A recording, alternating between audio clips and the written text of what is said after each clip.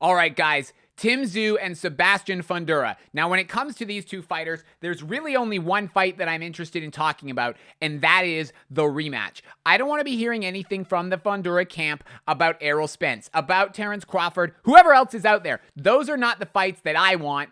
I don't think it's the fight that you guys want to see either. I think the majority of you guys out there want to see the rematch between Tim Tszyu and Sebastian Fundora. And I got to tell you, I just got done watching the first fight, and I feel very, very strongly that Tim Tszyu deserves the rematch because he was dominating the fight before the cut. You see, if you look at the first two rounds, Judge Steve Weisfeld included, and all three of the judges unanimously scored those first two rounds in favor of Tim Tszyu. And then he got cut. And he got cut from that accidental elbow. And it changed the complexion of the fight completely. And it's not just me saying it. It's not just you thinking it as well. Tim himself said in his post-fight interview, he couldn't even see. He was basically like a pirate, blind, fighting out of one eye with a patch over his eye. He couldn't see a thing. But here's the significance that a lot of people have overlooked.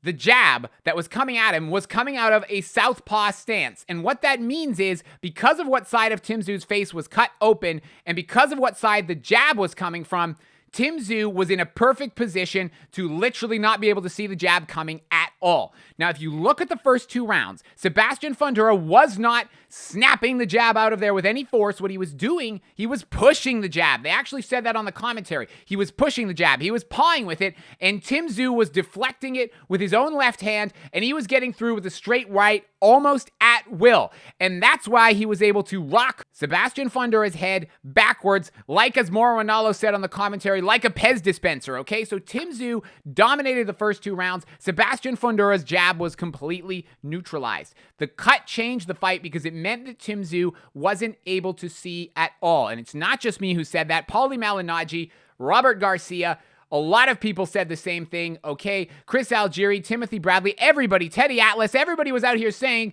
Jeff Mayweather, everybody was out here saying the same thing. Tim Tszyu couldn't see. Tim himself said the same thing, okay? And as a result, and this is something else, by the way, that wasn't touched on enough, Tim Tszyu wasn't able to actually have the energy to move his head and move his body. And that's why in the fight he looked quite flat-footed, because he was losing a lot of blood. Andre Ward touched on that post-fight. Tim Tszyu lost a lot of blood, and it caused him to lose a lot of energy, and that had an effect on his performance, okay? Because if you look, he became a stationary target from about the midway point of the third round all the way up until the 10th round. For large sections of the fight, Tim Tszyu became a stationary target. All of this went against Tim Tszyu in the first fight. He basically fought the worst possible fight that he could have, in the sense that once he got cut, once he couldn't see, he couldn't move his feet, and his game plan, in my opinion, this is where his corner let him down as well. They didn't give him the right tactics. They didn't tell him, as Andre Ward said, that he should have been targeting the body more. See, a lot of you guys have been saying, and I agree, Tim Tszyu should have been targeting the body a lot more than he was in this fight, and he wasn't doing that. He was trying to sit on the outside and do what Brian Mendoza did, which was be behind on the scorecards and then try and catch Fundora with a big bomb and end the fight. And in fact, when Tim Tszyu's corner was interviewed between rounds 9 and round 10, they literally said that that's where the game plan was. I believe that was wrong. Andre Ward also felt that that was wrong, and I think Tim Tszyu's corner gave him bad advice. I also think the cut man, unfortunately, did not do a very good job of dealing with the problem. And when Tim Tszyu himself was asked in the post-fight press conference, he actually said no comment to the question as to whether or not he felt that his team had done a very effective job, done all of that it could possibly have done to stop that cut from bleeding how it did. So you add all of this together, the tactics, the fact that he got cut, the fact that he couldn't see, the fact that Fundora was fighting out of a southpaw stance, everything that could have gone wrong for him, and the fact that they didn't even have a on-paper rematch clause supposedly in place for this fight, everything, and it was in his opponent's backyard, all of this, everything that could have gone against Tim Tszyu did in this fight. But here's the crucial difference. In the rematch, Sebastian Fundora can't improve at all on what he did in this performance. So what I mean is, he's never used the jab and his outside game and his discipline to the extent that he did in this fight. We've never seen that before in any of his fights, but there's nothing he can really do differently in the rematch. He can't control range better than he did here. He can't avoid fighting on the outside better than he did, or rather on the inside better than he did here. There's nothing he can really do differently. And at his size, he can't gain weight either. So he's going to be just as much of a beanpole in the rematch as he was in this fight. Whereas Tim Tszyu can do a lot differently.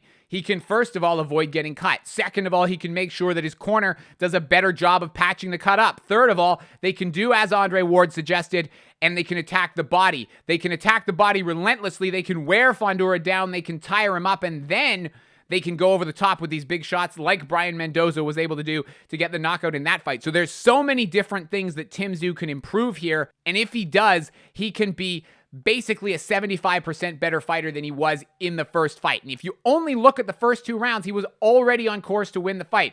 It literally was that cut and the fact that he couldn't see and the fact that he had no energy, which allowed Fundora to suddenly go forward and be more aggressive and actually dominate a large section of the middle portion of the fight on the scorecards. But you take all of that away, and guys, make no mistake about it. Number one, Sebastian Fundora needs to take the rematch. His team needs to keep their word because there's going to be a lot of doubt until this rematch happens. If it does, make no mistake about it, I believe Tim Tszyu will right the wrongs of this fight by demolishing Sebastian Fundora, by fixing his game plan, by attacking the body, doing all of the things that I just outlined. And I think you're going to see Tim Tszyu take both of those belts back to Australia. He's going to go on and actually beat Errol Spence in the future, I believe, as well. And he's going to be well positioned for a fight with Terrence Crawford in a few years' time, assuming that Bud hasn't retired. But guys, the bottom line with all of this is forget Fundora against Errol Spence. Forget Fundora against Terrence Crawford. The fight that needs to happen is the rematch. Tim Tszyu deserves the rematch. I believe he will get the rematch.